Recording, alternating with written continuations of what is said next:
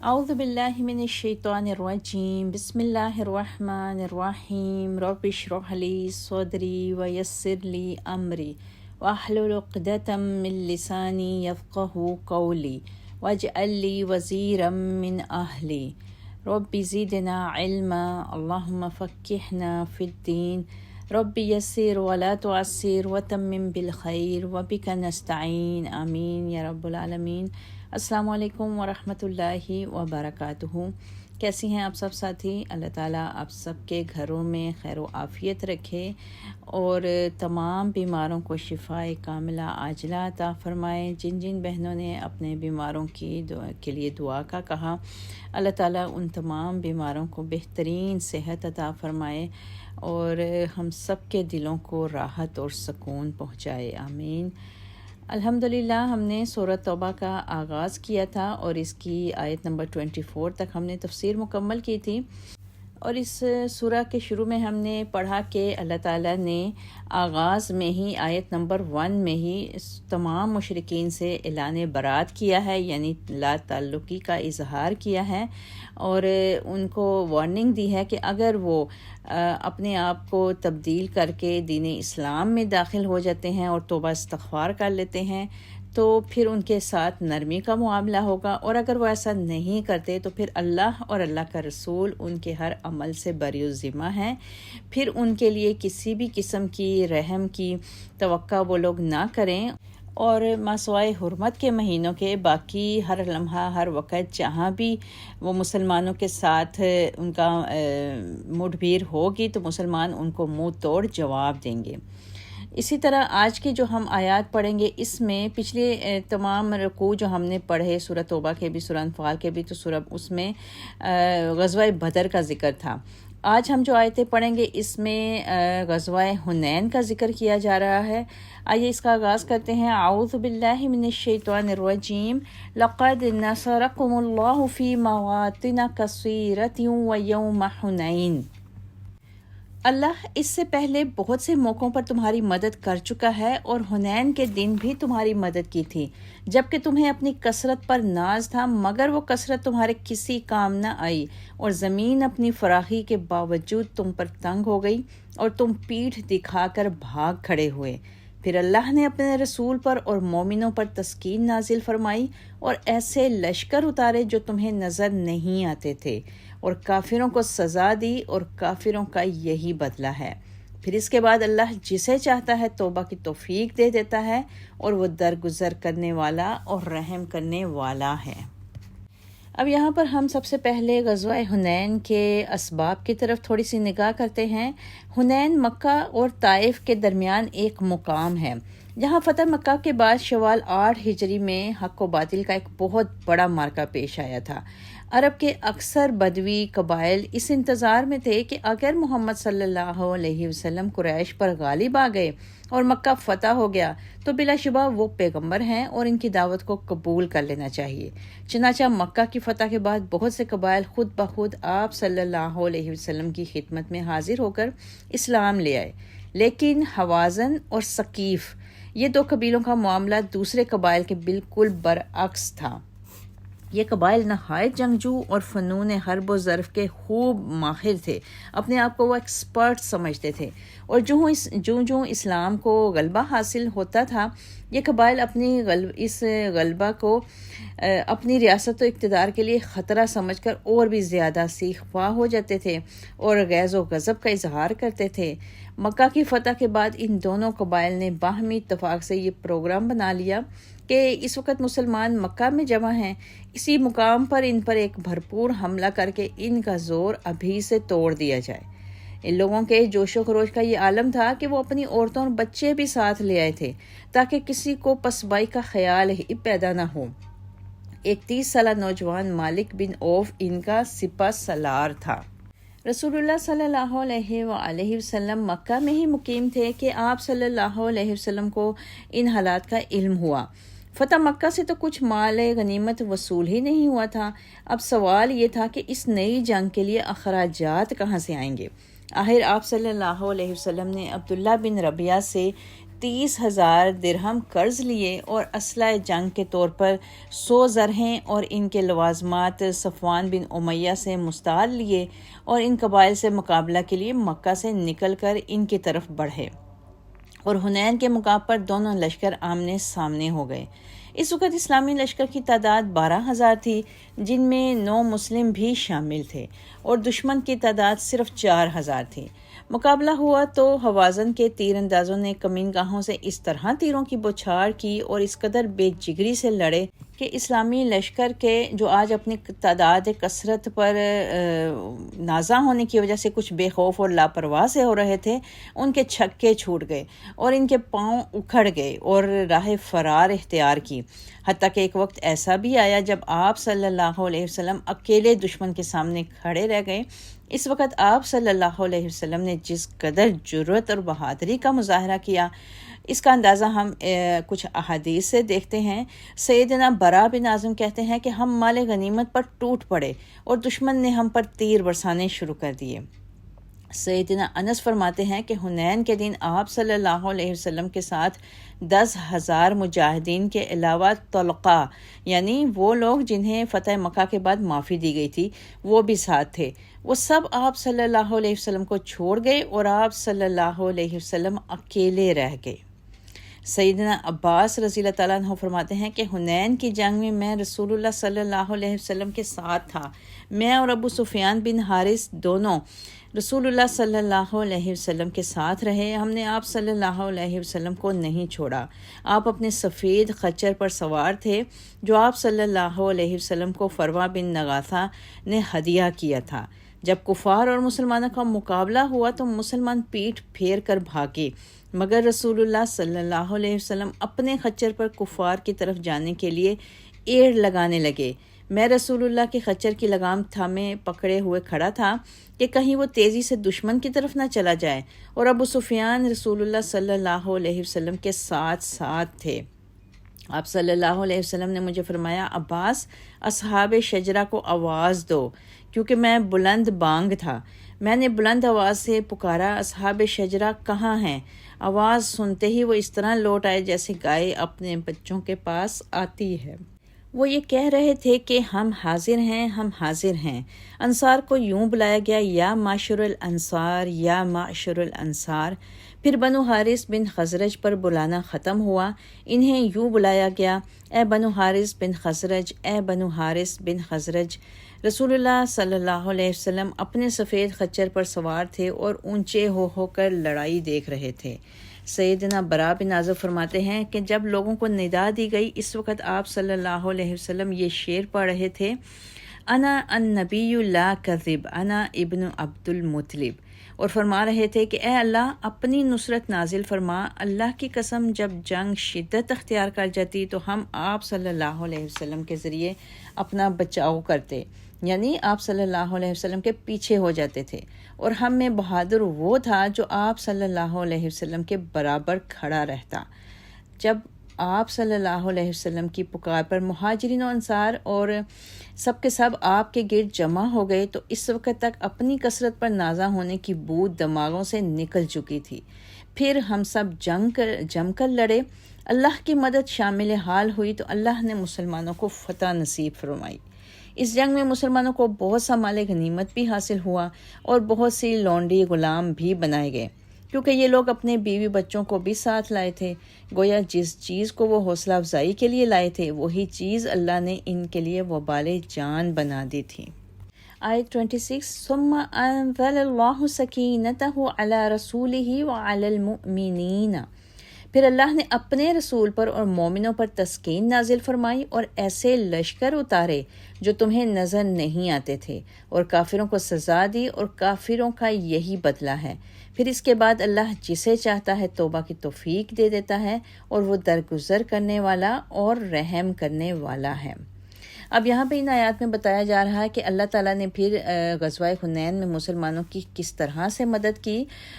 اس مدد کی کئی صورتیں تھیں، ان میں سے 2 کا ذکر تو اس آیت میں بھی بتایا گیا، یعنی اونگ طاری کر کے مسلمانوں کو تسکین بخشی، سکینت ان پہ نازل کی، اور فرشتوں کا نزول جو اس جنگ میں لڑے نہیں بلکہ صرف کافروں کو مرعوب کرنے کے لیے بھیجے گئے تھے۔ مدد کی انہی صورتوں سے اللہ تعالیٰ نے پہلے بدر اور غزوہ احد میں بھی مسلمانوں کی مدد فرمائی تھی۔ اور ایک تیسری قسم کا ذکر ہمیں احادیث میں ملتا ہے۔ سیدنا سلمہ بن اقویٰ کہتے ہیں کہ جب دشمنوں نے آپ صلی اللہ علیہ وسلم کو گھیر لیا تو آپ صلی اللہ علیہ وسلم خچر سے اترے اور زمین سے ایک مٹھی خاک اٹھائی اور کفار کی طرف پھینک دی۔ پھر آپ صلی اللہ علیہ وسلم نے فرمایا دشمنوں کے چہرے بگڑ جائیں، پھر کفار میں سے کوئی بھی ایسا نہ بچا جس کی آنکھوں میں اس مٹھی کی وجہ سے مٹی نہ پڑ گئی ہو۔ یہاں پہ ہم دیکھتے ہیں کہ تقریباً یہ تمام کی تمام وہی صورتیں ہیں جو ہم نے جنگ بدر اور جنگ احد میں جن کا تذکرہ پڑھا۔ پھر اس جنگ کا یہ انجام دیکھ کر ان قبائل کے بہت سے لوگ جو تھے وہ اسلام لے آئے تھے۔ تقریباً 2 مہینے بعد یہ لوگ رسول اللہ صلی اللہ علیہ وسلم کی خدمت میں حاضر ہوئے جو اس وقت مکہ میں مقیم تھے، اور درخواست کی کہ ان کے مال ان کو واپس کر دیے جائیں اور لونڈی غلام آزاد کر دیے جائیں۔ آپ صلی اللہ علیہ وسلم اس وقت تک یہ سب کچھ مجاہدین میں تقسیم کر چکے تھے۔ آپ صلی اللہ علیہ وسلم نے انہیں جواب دیا کہ تم بہت دیر سے آئے ہو، میں تمہارا انتظار کرتا رہا، اب تو میں سب کچھ تقسیم کر چکا ہوں، اب تو یہی ہو سکتا ہے کہ تم اپنے اموال واپس لے لو یا لونڈی غلام۔ ان لوگوں نے لونڈی غلام لینے کو ترجیح دی، چنانچہ آپ صلی اللہ علیہ وسلم کے ارشاد کی تعمیل کرتے ہوئے برضا و رغبت مسلمانوں نے سارے کے سارے غلام جو ان کو مال غنیمت کے طور پر ملے تھے ان کو واپس کر دیے۔ اسی لیے اللہ تعالیٰ نے آیت کے آخر میں فرمایا کہ پھر اس کے بعد اللہ جسے چاہتا ہے توبہ کی توفیق دے دیتا ہے اور وہ درگزر کرنے والا اور رحم کرنے والا ہے۔ آیت 28 یا ایھا الذین آمنوا انما المشرکون نجس، اے ایمان والو مشرک ناپاک لوگ ہیں، لہٰذا اس سال کے بعد وہ مسجد حرام کے قریب بھی نہ پھٹکنے پائیں، اور اگر تمہیں مفلسی کا ڈر ہو تو اللہ اگر چاہے تو جلد ہی تمہیں اپنی مہربانی سے غنی کر دے گا، اور اللہ سب کچھ جاننے والا اور حکمت والا ہے۔ اور اہل کتاب میں سے ان لوگوں کے ساتھ جنگ کرو جو نہ اللہ پر ایمان لاتے ہیں نہ آخرت کے دن پر، نہ ان چیزوں کو حرام سمجھتے ہیں جو اللہ اور اس کے رسول نے ان پر حرام کی ہیں، اور نہ ہی دین حق کو اپنا دین بناتے ہیں، یہاں تک کہ وہ اپنے ہاتھ سے جزیہ ادا کریں اور چھوٹے بن کر رہنا گوارا کر لیں۔ اب ان آیات میں مشرکوں کو ناپاک قرار دے دیا گیا۔ اس کا یہ مطلب نہیں کہ وہ فی ذات ناپاک ہوتے ہیں کہ ان سے اگر ہاتھ لگ جائے تو ہاتھ دھونا پڑے، بلکہ مطلب یہ ہے کہ ان کے عقائد ناپاک اور گندے ہیں، اخلاق ناپاک اور نیتوں میں ہر وقت فتور اور مکر و فریب اور اعمال گندے ہیں، جو ہر وقت اسلام دشمنی، مسلمانوں پر ظلم و تشدد اور غیر اخلاقی سرگرمیوں میں مصروف رہتے ہیں۔ ان آیات کی روح سے پھر مسلمانوں کو واضح طور پر حکم دے دیا گیا کہ اب مشرکین بیت اللہ کے قریب بھی نہیں پھٹک سکتے۔ مکہ جہاں ایک مقدس مقام تھا وہاں تجارتی مرکز بھی تھا، اور یہ تجارت زیادہ تر مشرکین مکہ کے ہاتھ میں تھی، لہٰذا مکہ اور اس کے آس پاس بسنے والے بالخصوص نو مسلموں کو یہ خدشہ لاحق ہوا کہ اب ضروریات کیسے پوری کریں گے، یعنی اگر ان کو یہاں سے نکال دیا جائے تو پھر تجارت کیسے چلے گی، نیز ذرائع روزگار بھی متاثر ہونے کا اندیشہ تھا۔ اللہ نے ان مسلمانوں کو تسلی دی ان آیات میں اور خدشے کا مداوع یوں کیا کہ مسلمانوں نے معیشت کے سارے میدان خود سنبھال لیے، جن میں پھر اللہ تعالیٰ نے برکت عطا فرمائی اور مسلمانوں کو غنی بنا دیا۔ اس صورتحال کا صحیح اندازہ یوں بھی کیا جا سکتا ہے کہ جب پاکستان بننے کے وقت 1947 میں ہندو لوگ جن کے ہاتھ میں معیشت کی باغ دوڑ تھی پاکستان کو چھوڑ کر ہندوستان جا رہے تھے، اور زندگی کے ہر میدان میں اور بالخصوص معیشت کے میدان میں ایک بہت بڑا خلا پیدا ہو گیا تھا، تو عرصہ تک تجارتی منڈیاں بند ہی رہیں۔ آخر مسلمانوں نے ان منڈیوں کو پھر خود سنبھال لیا تو اللہ تعالیٰ نے بہت جلد ان کو غنی کر دیا اور ان کو برکت عطا فرمائی۔ پھر آیات کے آخر میں اللہ تعالیٰ نے تمام غیر مسلموں سے جنگ کرنے کا حکم دیا، اور جنگ کے بعد جو قیدی بنا لیے جائیں یا جو مسلمان حکومت میں رہیں گے ان سے جزیہ لینے کا حکم دیا گیا، اور کہا گیا کہ اگر وہ پھر رہنا چاہتے ہیں مسلمانوں کے ساتھ تو پھر ان کو جزیہ ادا کرنا ہوگا اور ان کو چھوٹا بن کر یعنی مسلمان حکومت کے محکوم بن کر رہنا پڑے گا۔ جزیہ ان غیر مسلم اقوام سے لیا جاتا ہے جو اسلام قبول نہ کرنا چاہتے ہوں، ہاں یہ مسلمانوں کی مفتوحہ قوم ہو یا کسی اسلامی ریاست میں بطور ذمی رہتے ہوں، جسے آج کی زبان میں اقلیت بھی کہا جاتا ہے۔ مسلمانوں پر تو زکوٰۃ کی ادائیگی فرض ہے جس کی شرح مقرر ہے، لیکن قوم جو غیر مسلم ہیں ان پر زکوٰۃ کی بجائے جزیہ کی ادائیگی لازم ہوتی ہے، اور اس کی شرح میں اس قوم کی مالی حیثیت کے مطابق کمی بیشی کی جاتی ہے، اور یہ سب رقوم جو ہوتی ہے وہ سرکاری بیت المال میں جمع کروائی جاتی ہے۔ آیت 30 وقالت النصارى المسیح ابن اللہ، یہودی کہتے ہیں کہ عزیز اللہ کا بیٹا ہے، اور عیسائی کہتے ہیں کہ مسیح اللہ کا بیٹا ہے۔ یہ تو ان کے منہ کی باتیں ہیں، وہ ان کافروں کے قول کی ریس کر رہے ہیں جو ان سے پہلے تھے۔ اللہ انہیں غارت کرے، یہ کہاں سے بہکائے جا رہے ہیں۔ انہوں نے اپنے علماء اور درویشوں کو اللہ کے سوا اپنا رب بنا لیا، اور مسیح ابن مریم کو بھی، حالانکہ انہیں حکم یہ دیا گیا تھا کہ ایک اللہ کے سوا کسی کی عبادت نہ کریں، جس کے سوا کوئی الہ نہیں۔ اللہ تعالیٰ ان چیزوں سے پاک ہے جو وہ شریک ٹھہراتے ہیں۔ وہ چاہتے یہ ہیں کہ اللہ کے نور کو اپنی پھونکوں سے گل کر دیں، لیکن اللہ کو یہ بات منظور نہیں، وہ اپنے نور کو پورا کر کے رہے گا، ہاں یہ بات کافروں کو کتنی ہی بری لگے۔ ان یتم نورہ ولو کرہ الکافرون۔ اب ان آیات میں بتایا جا رہا ہے کہ یہودی حضرت عزیر کو اللہ کا بیٹا قرار دیتے تھے۔ حضرت عزیر کون تھے؟ دیکھتے ہیں۔ سیدنا سلیمان علیہ السلام کی حکومت کے بعد پھر یہودیوں پر اللہ کی نافرمانیوں کی وجہ سے زوال آیا، اور بخت نصر بابلی نے، یہ بھی بابل کا رہنے والا تھا، اس نے فلسطین پر بے در پہ حملے کر کے اس کو تباہ و برباد کر دیا، توریت اور تمام مذہبی کتابوں کو جلا کر خاکستر کر دیا، اور بنی اسرائیل کی ایک کثیر تعداد کو قید کر کے اپنے ساتھ بابل لے گیا۔ انہی قیدیوں میں عزیر علیہ السلام بھی تھے جو ابھی کم سن ہی تھے۔ کچھ مدت غالباً 7 سال بعد اس نے ان قیدیوں کو رہا کیا۔ اس دوران یہ اسرائیلی اپنی زبان تک بھول چکے تھے۔ عزیر علیہ السلام نے اپنے وطن واپسی کے دوران ایک اجڑی بستی کو دیکھا جو بخت نصر کے ہاتھوں ہی برباد ہوئی تھی، اور اس واقعہ کا ذکر ہم نے سورہ بقرہ کی آیت نمبر 259 میں بھی پڑھا۔ اس کے بعد آپ کو 40 سال کی عمر میں نبوت عطا ہوئی۔ آپ کو توریت پوری کی پوری زبانی یاد تھی، لہٰذا آپ نے ازسر نو توریت لکھی۔ اس طرح یہودیوں کی الہامی کتاب دوبارہ ان کے ہاتھ میں آئی، اور توریت میں حضرت عزیر علیہ السلام کا نام عزرا مذکور ہے۔ اسی وجہ سے یہودی آپ کی بہت تعظیم کرتے تھے، اور بعض نے اس تعظیم میں اس درجہ غلو پھر کیا کہ انہیں اللہ کا بیٹا قرار دینے لگے۔ اور مزید اسی طرح ان آیات میں بتایا گیا کہ نصارہ بھی مسیح ابن مریم کو اللہ کا بیٹا قرار دے رہے تھے، جس کی وجہ ان کی معجزانہ پیدائش، آپ کو اللہ کے عطا کردہ معجزات، اور آپ کا آسمان پر اٹھائے جانا تھا، جس کا ذکر قرآن میں جا بجا مذکور بھی ہے۔ ان اہل کتاب نے دراصل سابقہ امتوں کے غلط اوہام اور فلسفوں سے متاثر ہو کر ایسے گمراہ کن عقائد خود بخود اختیار کر لیے تھے۔ بعض نصارہ ایسے بھی تھے جو سیدنا عیسیٰ علیہ السلام کو خدا یا 3 خداؤں میں سے ایک خدا کا عقیدہ رکھتے تھے، اور کچھ انہیں خدا کا بیٹا قرار دیتے تھے۔ اور اس آیت میں سابقہ اقوام سے مراد یونانی، ہندی، مصری تہذیبیں ہیں جنہوں نے اللہ کی بیوی، بیٹے، بیٹیاں، پھر اس سے آگے اس کی اولاد کی نسل چلا کر ایسے دیوی دیوتاؤں کی ایک پوری دیومالا تیار کر لی تھی، اور اس کے اثرات ملک عرب میں بھی پائے جاتے تھے۔ پھر آگے آیتوں میں کہا گیا کہ انہوں نے اپنے علماء اور درویشوں کو بھی اللہ کے سوا اپنا رب بنا لیا تھا۔ یہ ان اہل کتاب کا دوسرا شرک تھا کہ حلت و حرمت کے اختیارات انہوں نے اپنے علماء اور مشائخ کو سونپ دیے تھے، حالانکہ یہ اختیار تو صرف اور صرف اللہ کی ذات کا ہے۔ وہ کتاب اللہ کو دیکھتے تک نہ تھے، بس جو کچھ ان کے علماء اور مشائخ کہہ دیتے اسے اللہ کا حکم سمجھ لیتے تھے، جبکہ ان کے علماء اور مشائخ کا یہ حال تھا کہ تھوڑی سی رقم لے کر بھی فتوے ان کی مرضی کے مطابق دے دیا کرتے تھے۔ اس طرح انہوں نے اپنے علماء اور مشائخ کو اللہ کا درجہ دے رکھا تھا۔ پھر آیت میں اللہ تعالیٰ نے فرمایا کہ وہ چاہتے ہیں کہ اللہ کے نور کو اپنی پھونکوں سے گل کر دیں۔ اللہ کے نور سے مراد آفتاب ہدایت یا کتاب و سنت کی روشنی ہے۔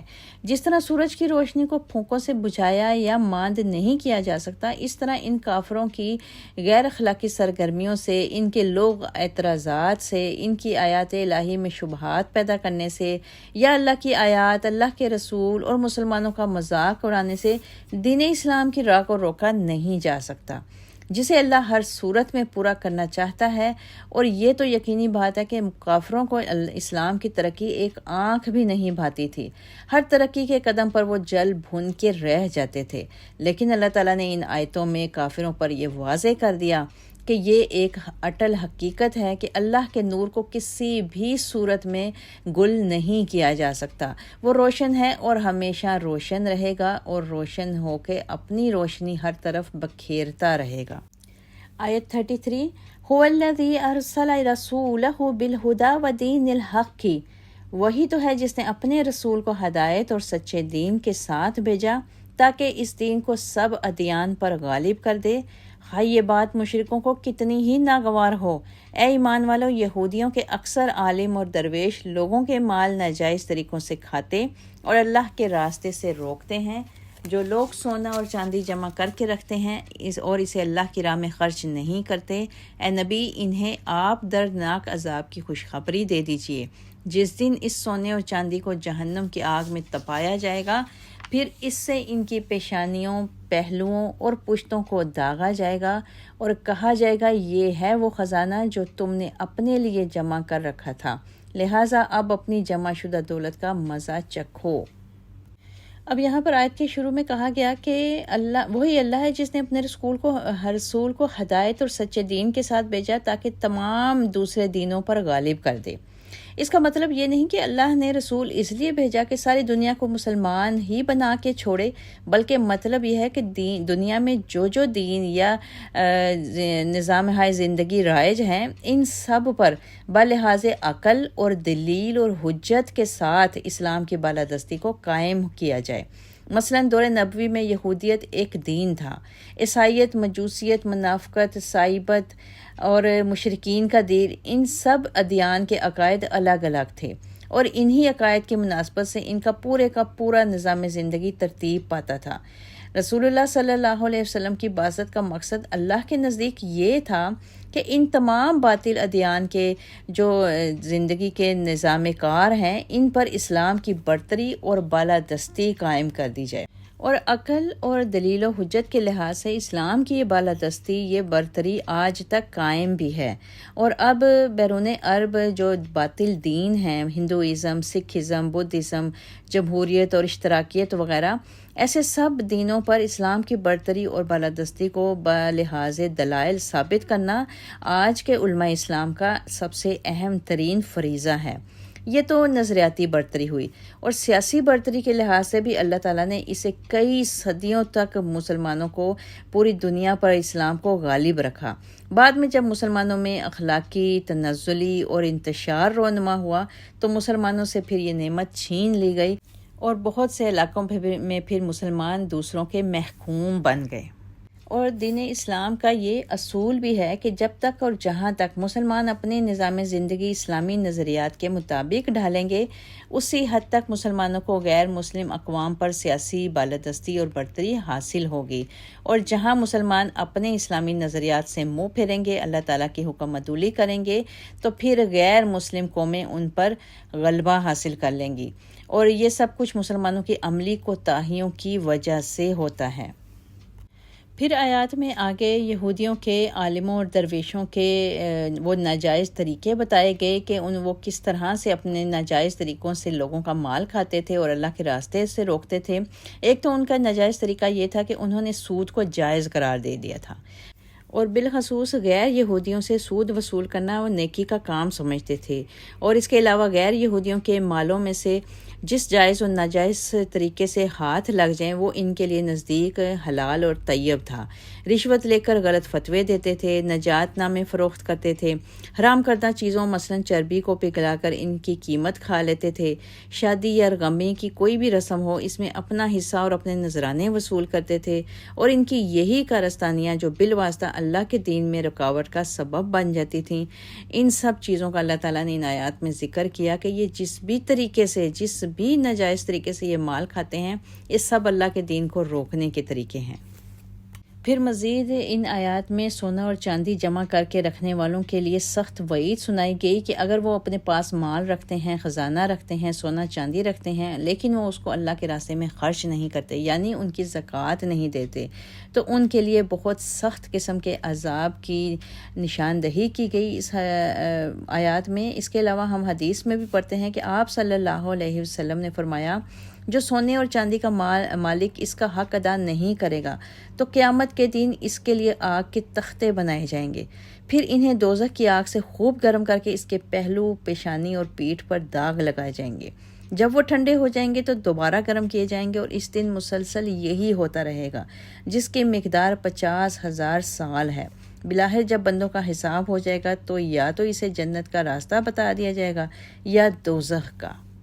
آیت 36 ان عدت الشہور عند اللہ 12 جس دن اللہ نے آسمانوں اور زمین کو پیدا کیا، اس دن سے اللہ کے نوشتہ کے مطابق اللہ کے ہاں مہینوں کی تعداد 12 ہی ہے، جن میں 4 مہینے حرمت والے ہیں، یہی مستقل ضابطہ ہے، لہٰذا ان مہینوں میں قتال ناحق سے اپنے آپ پر ظلم نہ کرو اور مشرکوں سے سب مل کر لڑو جیسے وہ تم سے مل کر لڑتے ہیں، اور جان لو کہ اللہ پرہیزگاروں کے ساتھ ہے۔ مہینوں کو پیچھے ہٹا دینا ایک مزید کافرانہ حرکت ہے جس سے کافر گمراہی میں پڑے رہتے ہیں۔ وہ ایک سال تو کسی مہینہ کو حلال کر لیتے ہیں اور دوسرے سال اسی مہینہ کو حرام کر لیتے ہیں تاکہ اللہ کے حرام کردہ مہینوں کی گنتی پوری کر لیں۔ اس طرح وہ اس مہینہ کو حلال کر لیتے ہیں جسے اللہ نے حرام کیا تھا۔ ان کے لیے ان کے برے اعمال خوشنما بنا دیے گئے ہیں اور اللہ کافروں کو سیدھی راہ نہیں دکھاتا۔ واللہ لا یہدی القوم الکافرین۔ اب یہاں پر ان آیات میں حرمت کے مہینوں میں تقدیم اور تاخیر یعنی زیادتی اور کمی کے متعلق بتایا جا رہا ہے۔ حرمت کے مہینے عرب کا ایک خاص رواج تھا جسے اسلام نے بھی بحال رکھا۔ جس طرح اہل کتاب اپنی اغراض و دینی مقاصد کی مفاد کی خاطر احکام الہی میں ہیرا پھیری کر لیتے تھے، اسی طرح عرب کے مشرکین بھی کر لیا کرتے تھے، اور اسی مناسبت سے یہاں پر ان آیات میں ذکر آ رہا ہے۔ مشرکین عرب کے نزدیک 4 ماہ حرمت والے تھے: ذی القعدہ، ذی الحجہ اور محرم حج کے لیے، اور رجب عمرے کے لیے۔ ان مہینوں میں لوٹ مار اور جدال و قتال حرام تھا، اور اس دوران لوگ آزادی کے ساتھ سفر اور تجارت وغیرہ کر سکتے تھے۔ 3 مہینے حج کے لیے رکھے جاتے تھے کیونکہ حج کا سفر لمبا اور وہاں پہ حج کے مناسک ادا کرتے ہوئے ٹائم لگتا تھا، اس لیے، اور رجب 1 مہینہ علیحدہ سے رکھا گیا تھا تاکہ اگر کسی نے عمرہ وغیرہ کرنا ہو تو وہ اس مہینے میں خیر و عافیت کے ساتھ جا کے عمرہ ادا کر دے۔ اگرچہ لوٹ مار اور لڑائی جھگڑا ہر وقت ہی ایک گناہ کا کام تھا، تاہم ان مہینوں میں اسے شدید تر گناہ سمجھا جاتا تھا۔ لیکن مشرک اپنے اغراض کی خاطر، اپنے مقاصد کی خاطر ان مہینوں میں عدل بدل کر کے سال میں 4 حرمت والے مہینوں کی تعداد پوری کر لیتے تھے۔ مثلا کوئی زور آور قبیلہ جب محرم میں اپنے کسی کمزور دشمن قبیلے سے انتقام لینا یا جنگ چھیڑنا چاہتا ہے تو وہ یہ اعلان کر دیتا کہ اس سال محرم کی بجائے صفر حرمت والا مہینہ قرار دیا جاتا ہے۔ چنانچہ اس طرح وہ اپنی منمانی اور اپنے مقاصد پوری کر لیتا، اور اگلے سال پھر اعلان کر دیتے کہ اس سال محرم کا مہینہ ہی حرمت والا مہینہ شمار ہوگا، اور اس غرض کے لیے رد و بدل عموماً محرم اور سفر کے متعلق ہی کیا کرتے تھے، اور ایسا اعلان کرنے والا شخص بنو کنانہ کا ایک سردار تلمس تھا۔ اس طرح یہ لوگ مہینوں کی حلت و حرمت کے خود بخود ہی مختار کل بن بیٹھے تھے۔ تو دوسری بات اس آیات میں یہ بھی بتائی گئی کہ وقت کی پیمائش کا قدرتی طریقہ قمری تقویم ہے، شمسی نہیں، یعنی چاند کے لحاظ سے تمام تاریخیں اور وقت کی کمی بیشی کا اندازہ لگایا جاتا ہے۔ 1 ماہ کی مدت ایک ہلال کی رویت سے لے کر اگلے ہلال کی رویت تک ہے، اور یہ مدت کبھی 30 دن ہوتی اور کبھی 29، نہ 29 دن سے کم ہو سکتی ہے اور نہ 30 دن سے زیادہ۔ ایسے جب 12 ماہ گزر جائیں تو یہ 1 سال کی مدت ہے، جو کبھی 354 یعنی 354 دن کا ہوتا ہے، کبھی 355 دن کا، نہ اس سے کم نہ اس سے زیادہ، کیونکہ 12 مہینے گزرنے پر تقریباً وہ ویسا ہی موسم آ جاتا ہے جیسا کہ 1 سال پہلے ہوتا تھا۔ پھر مزید آیتوں میں بتایا گیا کہ ان حرمت والے مہینوں میں جہاد کر کے اپنے آپ پر ظلم نہ کرو۔ یعنی اس آیت کے جملے میں مسلمانوں کو 2 قسم کی ہدایات دی گئیں۔ ایک یہ کہ حرمت والے مہینوں میں جنگ کی ابتدا تمہاری طرف سے تو بالکل ہرگز نہیں ہونی چاہیے۔ ہاں البتہ اگر مشرک لڑائی چھیڑ دیں تو پھر تمہیں بھی ان سے لڑنے کی اجازت ہے۔ دوسری ہدایت یہ کی گئی کہ جس طرح مشرکوں کے سب قبائل اپنی باہمی رنجشیں چھوڑ کر تمہارے مقابلے میں متحد ہو جاتے ہیں، اس طرح تمہیں بھی ان کے مقابلے میں اکٹھے ہو کر ان کا مقابلہ کرنا چاہیے۔ نیز اس میں جو لفظ استعمال کیا گیا آیت میں کافہ، اس کے مفہوم میں یہ بات بھی شامل ہے کہ تمہیں ہر حال میں مشرکوں کا مقابلہ کرنا چاہیے، جس سے ضمناً ہمیں یہ بھی معلوم ہوتا ہے کہ کفر اور مشرکین سے جہاد جو ہے وہ قیامت تک کے لیے فرض قرار دیا گیا ہے۔ نیز ہمیں ان آیات سے یہ بھی پتہ چلتا ہے کہ اللہ تعالیٰ نے قمری سال کو شمسی سال پر فضیلت اور فوقیت عطا کی ہے۔ اللہ تعالیٰ سے دعا ہے کہ اللہ تعالیٰ ہمیں سال کے 12 مہینے ہی حرمت اور اپنی اطاعت و عبادت میں گزارنے کی توفیق عطا فرمائے، اور ہم سال کے 12 مہینے ہی ان حرمت کی طریقے سے حرمت کے مہینوں کے لحاظ سے گزاریں۔ آمین۔